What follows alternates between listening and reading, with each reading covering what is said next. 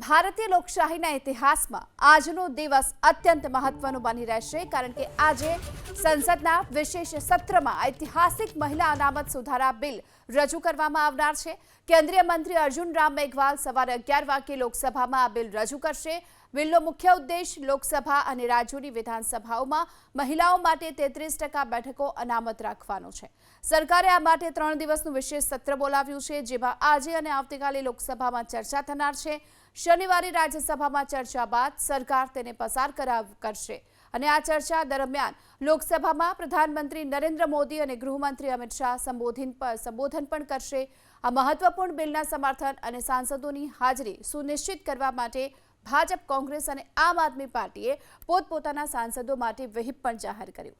જો આ બિલ પસાર થશે તો દેશના રાજકારણમાં મહિલાઓની ભાગીદારી માટે એક મોટું પરિવર્તન સાબિત થશે। કેન્દ્રીય મંત્રી અર્જુન રામ મેઘવાલ સવારે 11 વાગ્યે લોકસભામાં આ બિલ રજૂ કરશે। બિલનો મુખ્ય ઉદ્દેશ લોકસભા અને રાજ્યોની વિધાનસભાઓમાં મહિલાઓ માટે 33% બેઠકો અનામત રાખવાનો છે। સરકારે આ માટે 3 દિવસનું વિશેષ સત્ર બોલાવ્યું છે, જેમાં આજે અને આવતીકાલે લોકસભામાં ચર્ચા થનાર છે। શનિવારે રાજ્યસભામાં ચર્ચા બાદ સરકાર તેને પસાર કરશે અને આ ચર્ચા દરમિયાન લોકસભામાં પ્રધાનમંત્રી નરેન્દ્ર મોદી અને ગૃહમંત્રી અમિત શાહ સંબોધન પણ કરશે।